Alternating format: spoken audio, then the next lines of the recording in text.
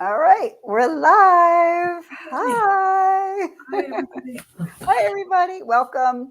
My name is Diane Rose Solomon, and I am the founder of Animal Magic Films. That's me.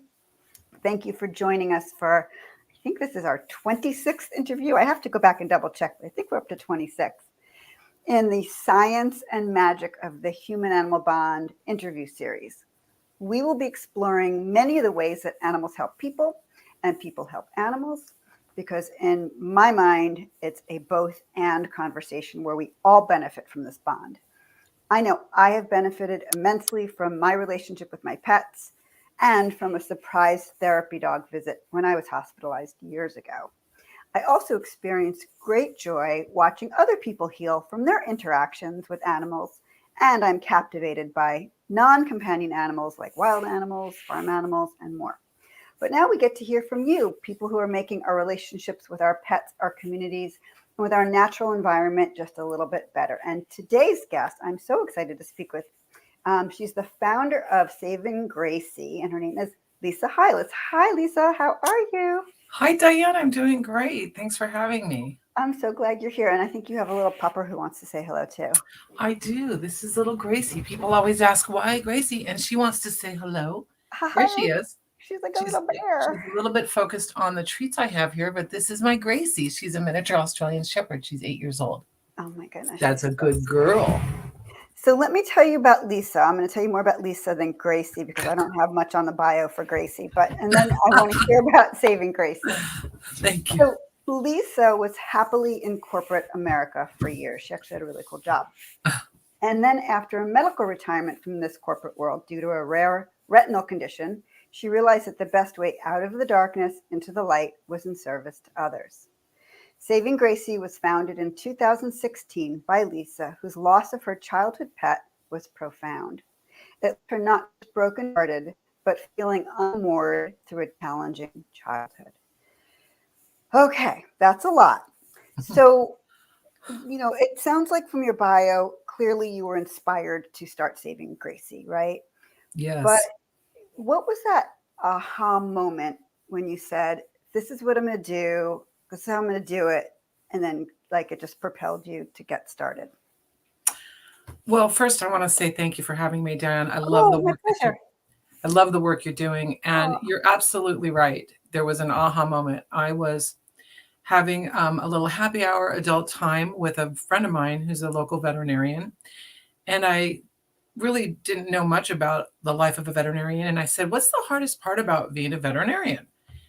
And she said, the hardest part is when people come to me and they can't afford to pay for an emergency. And I know that I can save that dog or cat and they don't have the means to do it. And they ask me to euthanize the pet. And she said, it's terrible. And that, honestly, it might sound naive, but at that time, that concept didn't even come into my thinking. And when I heard that, I was immediately reminded of my dog that was hit by a car when I was 9 years old. And I thought, oh my goodness, there could be children that are going through this agony.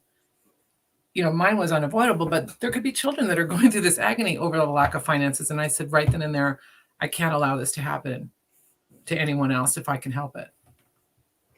amazing. I have chills because you and I have spoken, but I didn't know like the depths of the story. And it's really intense. And it's amazing that your first instinct was, I'm going to do something about this. It's remarkable. Thank you. So, how does Saving Gracie work? How, I know you're in Northern California. What, like, who would you be able to help? How would somebody find out about you? Like, do they just learn about you on the internet? Do they learn about you through veterinarians? How does the whole system work? That's a great question. So we started off with one veterinarian, this one that I was telling you about, who was a friend of mine. And she would pre-qualify patients and she would really help me. And she helped me build the business. She's with Posh Place Veterinary Center and Boutique and Dr. Hat.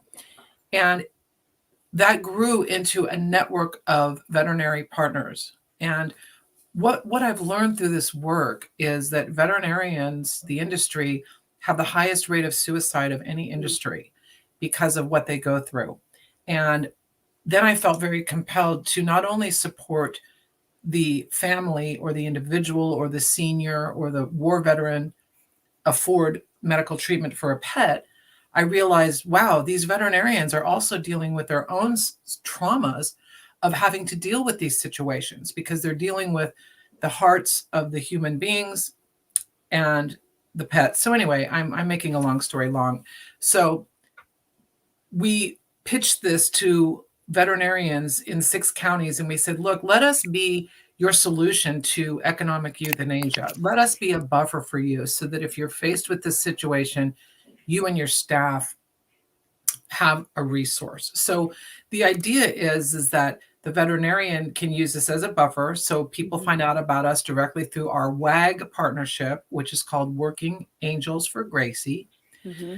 Then other people can find out about us through social media, word of mouth, our website. We do a little bit of advertising here and there. I have buddies at the radio station and such. And we've really been able to create this community. And you are now a wonderful part of our community. So thank you.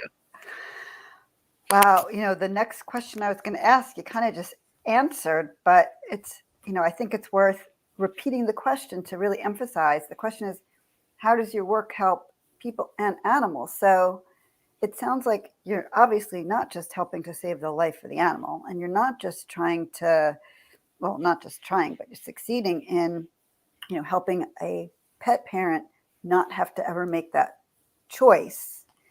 And you're also helping the veterinarian, which is an element. I mean, I've heard about, the suicide rate being so high among veterinarians, but this was like, it never occurred to me that this was really a big part of it. And it makes so much sense. Well, this is what really caused me to resonate so much with your work, because really it's about the health saving benefits of the human animal bond. Mm-hmm. And that bond is really profound, because if you think about your pet, how many bonds does that pet have? So that pet is probably bonded with your veterinarian, maybe your dog walker, your groomer, your parents, your children, your grandparents, So if you look at, we look at that pet and how many human hearts are involved. Right. So someone might say, well, you saved one pet, but how many human hearts were involved? So what we try to do is focus on the most vulnerable in our community. That, for example, I had this wonderful, wonderful, loving woman, and she was in her 80s, and she had been locked up by herself throughout the entire pandemic. Mm-hmm. Now, I can't even imagine that, to be alone in an older state, and she had this wonderful cat, Honey, and Honey needed an emergency surgery. At the same time, Carol needed an emergency surgery. And so the two of them were going through this unbearable thing. And for Carol, it's like, well, when I come home from surgery, is my cat going to be there for me? Wow. Because I can't really have anyone in the home. So I've been struck so many times with these stories that are just, and Carol and I keep in touch to this day. And she wants to help Saving Gracie. I mean, she's just a lovely person. And so those are the kinds of people that we've been blessed to help. And I do feel it's a blessing, quite frankly. It's amazing. And the more we're talking, because as I said, you and I spoke, a month or two ago, and I got a taste of what you're doing. But I'm so glad we're having this conversation, because I'm really getting such a deeper sense of how profound this work is. And, as you said, like you think just our pet, but our pets are touching so many other lives too. Well, yes, and I had to save some of the good stuff for your interview. I couldn't give it all up. I actually think you started to tell me, and we were like, no, let's save it. Exactly. We get going. And Great. So I know you're in Northern California in a wonderful town called Vacaville. And tell me about the geography of who you help right now. And let's say I'm on the, another part of the country, which is not an area that you service, and I contacted you. Tell me how I might benefit. Tell me how I might benefit if I'm local to you and if I wasn't local to you. Give me both scenarios. Sure. Well, we are focused on the Northern California area in about 6 or 7 counties: Contra Costa, Sacramento, Napa, Yolo, of course, Solano, Calaveras, Stanislaus, Tuolumne. But I'm adding new counties as I have new veterinary partners that are willing to kind of see the benefit that's in it for them and help us. So adding counties as we go. We do have a partner with, we're partnered with a group down in San Diego, or we're starting a partnership, and they do this, so I can refer to San Diego County. And it would be obviously my dream to open up everywhere and save everyone. And hopefully we'll get there. If someone calls me and they're not in the area, I use this as an opportunity to support them in trying to find the resources. So, for example, we partner with a national company. They're based in Canada, actually, called Waggle. And Waggle is a crowdfunding platform like GoFundMe. But what's beautiful about Waggle is the money goes directly to the veterinarian, and that money can be used for any type of expense. So what people like about that is sometimes you do a GoFundMe and you don't really know where the money goes. So you might not be as apt to donate.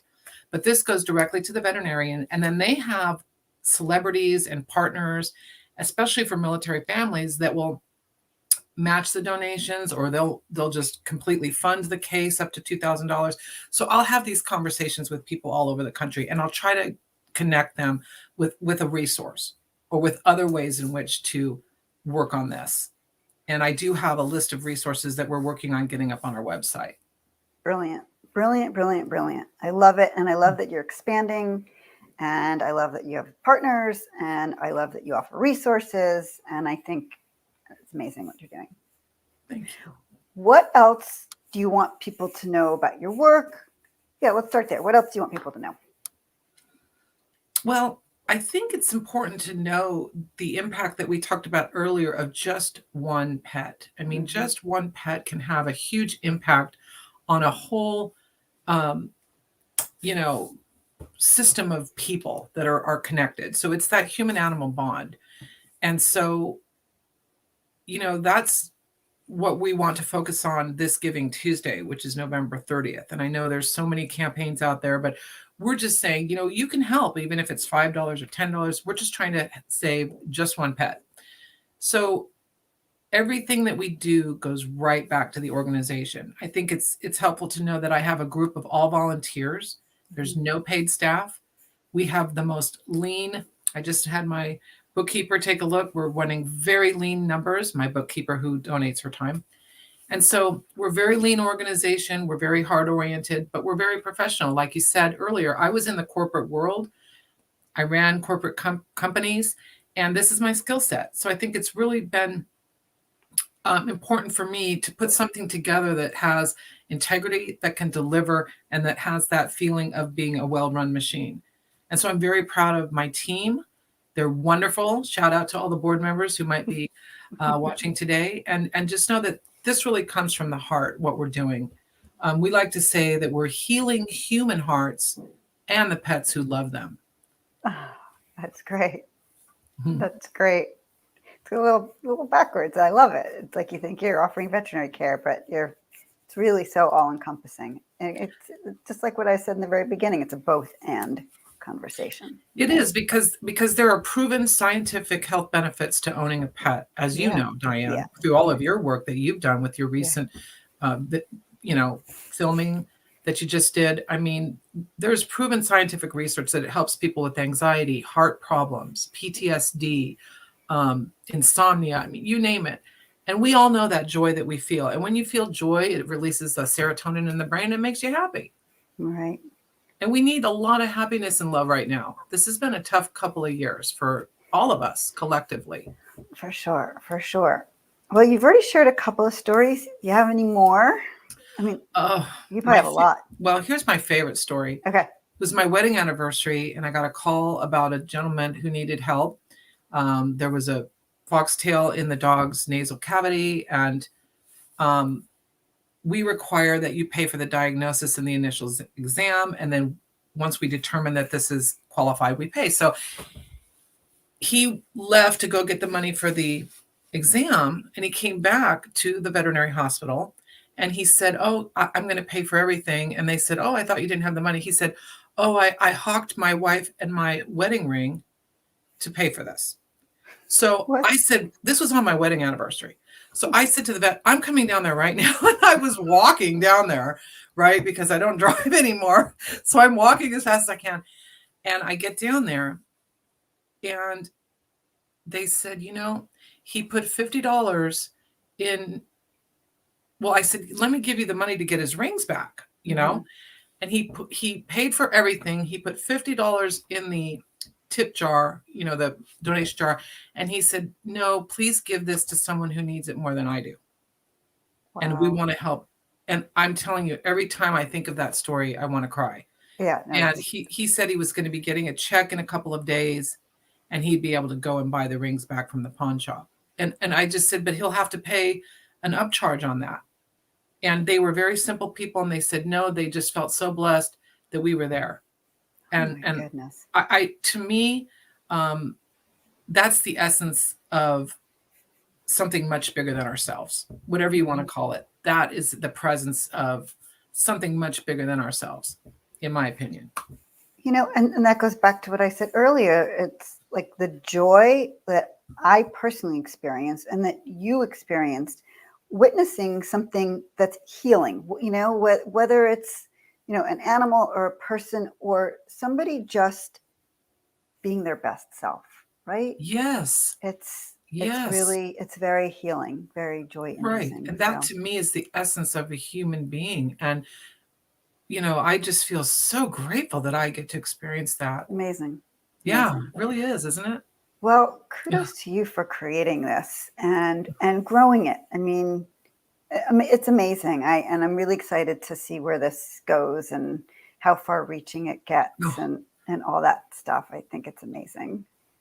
Well, I feel the exact same way about your work, Diane. I think it's so needed right now. And I think your work is so amazing. So I can't wait to share it. Thank you. Thank you. and to Where see- can people learn more about Saving Gracie? The best place would be at our website, which is saving-gracie.org. You can join the pack and join our newsletter. We have some pretty fun newsletters that come out, and we have a Facebook page and Instagram. So working on that. Wonderful. Is there anything I haven't asked that you were hoping that I would ask? I don't think so, Diane. I just want to thank you. This is such a great opportunity. Thank you so much. It's so my pleasure. I've been so looking forward to speaking with you and learning more because I know that we withheld some information when we spoke last, and I was excited to finally hear some of it. So thank you so much, Lisa. It's been a pleasure. This is Lisa Hilas with savinggracie.org, and I'm so grateful that you were here today. Oh, thank you, Diane. Thank you so much. My pleasure. So before we go, just a few quick announcements. I invite everybody to join my community, and you can do that a few different ways. You can visit us over at animalmagicfilms.com and sign up for our newsletter. You can, animalmagicfilms.com to join our community and learn about upcoming films and news. You can join our Facebook group. It's called The Science and Magic of the Human-Animal Bond. You can subscribe to our YouTube channel, Animal Magic Films. And you're welcome to email me at diane@animalmagicfilms.com if you have questions or want to share a story and all sorts of good stuff like that. But let's put it back to you. This is Lisa, again, with Saving Gracie, savinggracie.org. So thanks again, Lisa, for joining me today and for the amazing work that you do to not only help save animals' lives, but to really save human lives too. It's been a pleasure. Thank you, Diane. It's my pleasure. And really preserving this sweet and important human-animal bond. So, and thanks to everybody else for spending some time with us today. Yeah, thanks, everybody. Yeah, we'll be back in December with another fabulous guest. Okay, bye, everybody. Take care, Lisa. Bye. Thanks, Diane.